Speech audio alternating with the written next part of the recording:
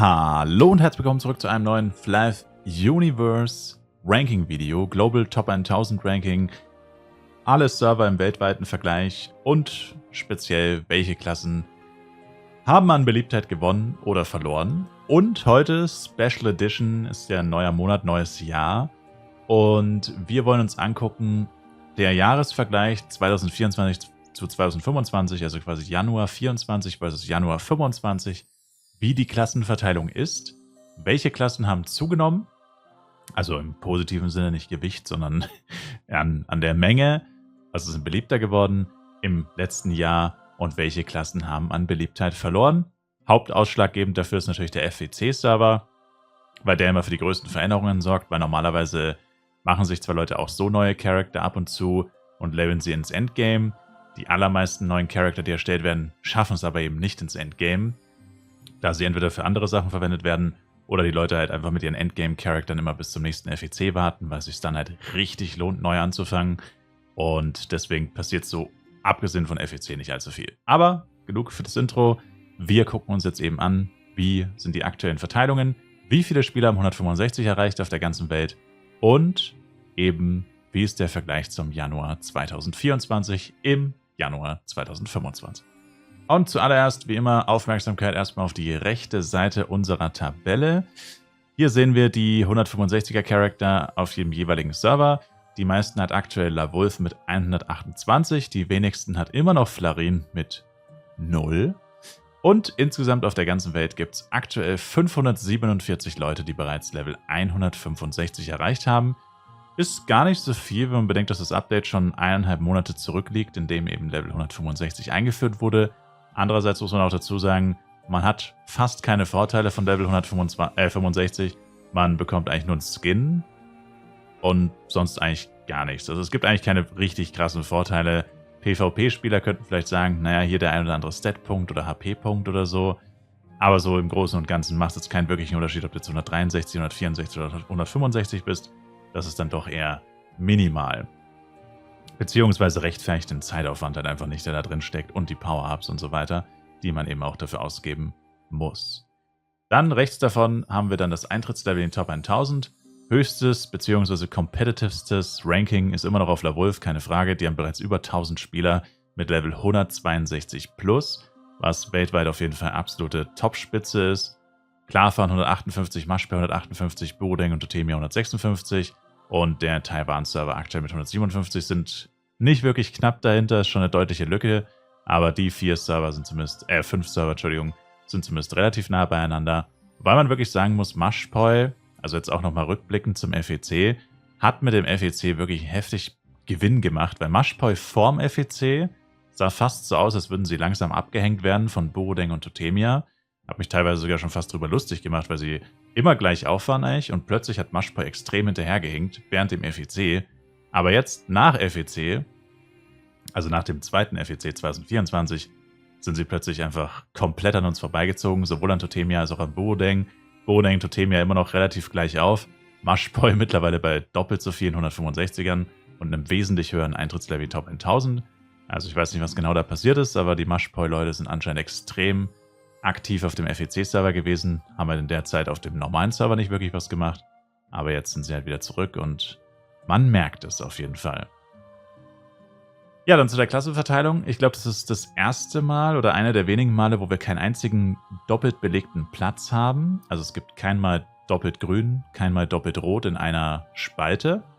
Und generell hat sich da jetzt auch nicht so ultra viel getan. Wir sehen hier unten die Veränderungen.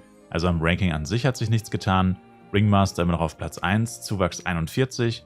Ranger Platz 2, minus 15, also Zuwachs ist runtergegangen. Also es gab keinen Zuwachs, es gab einen Abgang. Platz 3 Blade mit minus 10, Platz 4 Knight mit plus 2, Platz 5 ist Spellposter mit minus 17, 6 Elementor mit plus 11, 7 Psykeeper mit minus 11 und 8 ist Jester weiterhin mit minus 1. Das heißt, Elementor konnte seine Position festigen, als eigentlich einzige Klasse so wirklich. Mein Knight mit plus 2 ist eigentlich mal sehr marginal. Und ansonsten hat leider Ringmaster wieder stark zugelegt. Finde ich schade. Ich finde es immer gut, wenn die Ringmaster ein bisschen aus dem Ranking verdrängt werden, weil sie das Ranking halt so extrem verfälschen, weil da so viele Doppelcharakter drin sind. Ich meine, ich selbst bin mit 3 Ringmastern im Ranking, also ich weiß, wovon ich rede. Und, Entschuldigung, nur 2 Ringmaster, aber vermutlich werde ich bald mit 3 Ringmastern im Ranking sein. Aber ja, gut, in dem Fall ist es tatsächlich so, dass es halt einfach nicht anders geht. Jeder hat halt seinen eigenen Ringmaster, jeder levelt den eigenen Ringmaster. Und dadurch ist das halt einfach so. Muss man akzeptieren, wie es ist. Und ja, wie gesagt, Klassenverteilung hat sich jetzt, wie gesagt, nicht so viel verändert. Es gab ja auch kaum Abgänge, also es ist eigentlich größtenteils gleich geblieben. Highlights sind Blade auf Borodeng mit Abstand die beliebteste Klasse, während Ranger die unbeliebteste Klasse, also nicht die unbeliebteste Klasse ist, sondern von allen Servern auf der Welt ist bei uns Ranger am unbeliebtesten, was sehr ungewöhnlich ist, weil es eigentlich die beliebteste Klasse ist. Also Borodeng sind gefühlt die einzigen, die Ranger so richtig nicht mögen. Auch ein bisschen komisch. Oder fällt auf. Außerdem Borodeng hat endlich die 100 Knights. Das ist auch nicht schlecht. Das wäre vielleicht noch etwas, was man erwähnen könnte. Ja, aber ansonsten ist eigentlich nichts wirklich so Außergewöhnliches passiert. Wobei, was ich noch ganz lustig fand beim Eintragen der Zahlen, ist, Flarin hat 65 Psykeeper aktuell im Ranking gehabt, 65 Jester und 65 Elementoren. Fand ich ganz funny, aber es ist natürlich auch nichts wirklich so Besonderes. So, und dann kommen wir jetzt zum Jahresvergleich. Wie gesagt, Januar 24 versus Januar 25. Seid ihr bereit? Zack, boom. Das hier sind die Zahlen vom Januar 2024 oben. Und drunter, also es ist ein Jahr und ein Tag, beziehungsweise weniger, ein Tag weniger als ein Jahr, wie auch immer ihr es sagen wollt. Auf jeden Fall ist das der Vergleich und wir sehen hier in den farbigen, die farbige Hinterlegung bedeutet quasi Zuwachs oder eben Abgang. Und die Gewinner sind quasi, oder sagen wir es die Verlierer. Die Verlierer sind Ringmaster, jetzt muss ich selber wieder hochscrollen, Jester, Blade und Ranger.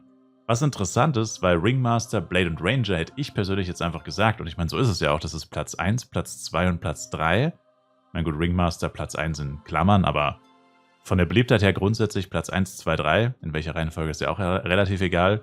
Also die 3 beliebtesten Klassen im Spiel und haben alle 4 im letzten Jahr heftig verloren. Grund, wenn mich jetzt jemand danach fragen müsste, achso, Jester by the way auch noch, aber gut, Jester, da komme ich gleich noch zu, also ich rede jetzt gerade nur über Ringmaster, Blade und Ranger. Findest du interessant, dass die bei den Losern dabei sind sozusagen? Aber eigentlich, wenn man drüber nachdenkt, ergibt es total Sinn. Worüber regen sich die Leute bei Blade schon immer auf? Zu teuer. Worüber regen sich die Leute bei Ranger auf? Zumindest in Flive Universe? Zu teuer. Worüber regen sich die Ringmaster auf in Flive Universe? Zu teuer. Das heißt, genau die 3 Klassen, die so teuer sind, wurden 2024 anscheinend etwas fallen gelassen oder beim FEC nicht mehr priorisiert und dadurch haben sie tatsächlich in der Gesamtzahl abgenommen. Und wenn man so drüber nachdenkt, ergibt das eigentlich auch total Sinn, weil das ist ja das, was die Leute immer sagen, zu teuer, pipapo. Und an für sich, wenn man drüber nachdenkt, ergibt es auch Sinn, weil die Gewinner sind nämlich Knight, Elementor, das sind die absoluten Gewinner in dem Vergleich, und Billposter und Psy. Bei zugegebenermaßen 40 Billposter und 58 Psykeeper ist jetzt auch nicht die Welt, sage ich mal, aber trotzdem. Und das sind alles Klassen, die wesentlich günstiger sind. Vor allem Knight. Knight ist einer der besten DPS im Game. Platz 2, Platz 3, so pipapo. Je nachdem, wie genau man die Vergleiche macht. Aber auf jeden Fall nach Blade eine sehr gute Wahl für einen DPS. Und vor allem die Waffen bei Knight sind unfassbar günstig im Vergleich zu Blade. Also du kannst, erstens brauchst du nur eine Waffe. Und zweitens kostet sie nur einen Bruchteil von dem, was eine Blade-Waffe kostet. Und selbst ein Knight mit Hernes-Waffen, die wirklich extrem günstig sind, macht trotzdem einen guten DPS. Jetzt natürlich nicht den besten und vor allem nicht seinen besten, aber gut genug, um ihn gut spielen zu können. Und du kriegst die Waffe gefühlt geschenkt im Vergleich zu Blade-Waffen. Und das ist halt extrem angenehm und würde ich sagen, einer der Hauptfaktoren, warum hier so ein starker Anstieg ist. Elementor ist ähnlich. Elementor war schon immer extrem günstig. Gut, zugegebenermaßen, die Waffen im Endgame, also zum Beispiel Staff of Fairness, da hat es schon immer so ein paar Probleme gegeben. Also da wird es schon auch mal ein bisschen teurer. Aber das ist eigentlich das Einzige, was jemals wirklich teuer war bei Elementor. Also Rüstungen und so waren schon immer extrem günstig im Verhältnis. Und ja, also ich meine, ein saurer Apfel, sag ich mal, musste irgendwo haben. Aber trotzdem im Vergleich zu Blade- und Ranger-Waffen oder auch Ringmaster-Waffen waren die Elementor-Waffen nie auch nur in der Nähe davon. Das heißt, auch da auf jeden Fall deutlich günstiger. Also auch hier eine gute, günstige Klasse. Definitiv auch eine beliebte Klasse. Wie man eben sieht, hat ja auch stark zugenommen über das letzte Jahr. Und ja, wie gesagt, Bildposter und Psy kann man jetzt nicht so viel zu sagen, was sich nicht so ultra viel verändert hat. Aber auf jeden Fall auch wesentlich günstiger als Blade, Ranger und Ringmaster. Ja, wer bleibt noch übrig? Der Jester. Jester hat heftig verloren, er war sowieso schon eine sehr unbeliebte Klasse. Er war mal die unbeliebteste Klasse, dann war es mal eine Zeit lang nicht. Und jetzt ist es ja wieder seit ein paar Monaten. Und ja, was soll ich sagen? Jester, ich weiß nicht, warum er früher so beliebt war. Also ich rede jetzt von Flive PC, so 2007, 8, 9, whatever. Da gab es schon coole Jester und Jester waren da schon nicht unbeliebt. Aber irgendwie, ich persönlich hatte immer meine persönlichen Probleme mit der Klasse. Gut, wobei ein Hauptproblem tatsächlich, was ich früher mal mit ihm hatte, war, dass er die Monster so zurückschmeißt. Also beim Auto-Attacken immer dieses, wie heißt es nochmal? Knockback. Genau. Und dass der Charakter dann immer einen Schritt hinterherläuft und du verlierst so viel Zeit dadurch. Das war wirklich das Dümmste, was ich jemals in meinem Leben gesehen habe. Das gibt es jetzt natürlich nicht mehr in Flive Universe. Der Charakter läuft nicht mehr hinterher. Das Monster wird zwar, wenn es zurückgestoßen wird, außer der Reichweite, weil es geht, glaube ich, gar nicht mehr. Auf jeden Fall macht er diesen Schritt da hinterher nicht mehr quasi. Er bleibt einfach stehen und greift weiter an. Das ist jetzt tatsächlich kein Problem mehr. Aber irgendwie, keine Ahnung, generell die Klasse ist für mich irgendwie so immer so ein bisschen, ich weiß nicht, ruiniert fast schon.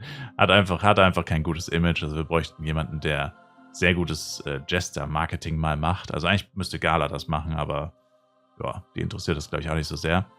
Und ja, ich meine, jetzt wurde er erst vor kurzem gebufft tatsächlich. Also könnte sein, dass er vielleicht in der Beliebtheit wieder ein bisschen zunimmt.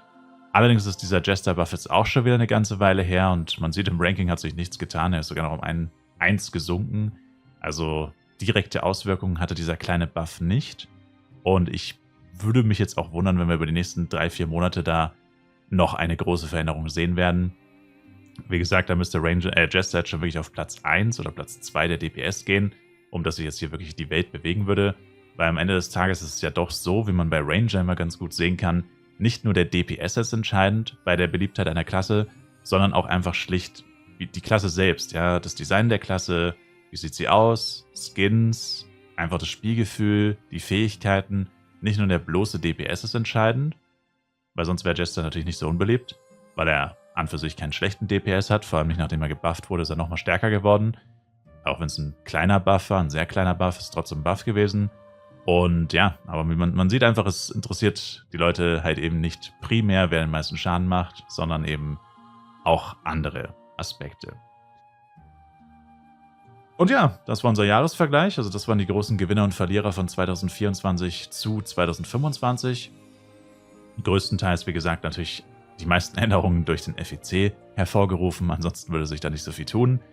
Und was interessant sein könnte bald, ist dieses Ranking hier, oder dieser Vergleich hier, Blade und Knight. Also es könnte sein, dass Blade innerhalb der nächsten 3-4 Monate, das Knight, ich habe das gerade falsch rum gesagt, Blade vom 3. Platz verdrängen könnte und zum ersten Mal eine andere Klasse in den Top 3 ist, außer Blade, Ranger und der M.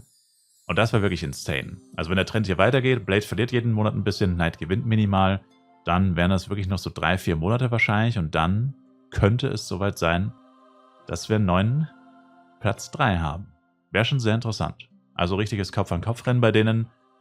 Und ja, das war's auch schon. Ich sage danke euch vielmals fürs Zuschauen. Ich würde mich sehr über ein Like, Kommentar, noch ein Abo von euch freuen. Schaut im Livestream vorbei, tägliche Livestreams auf Twitch.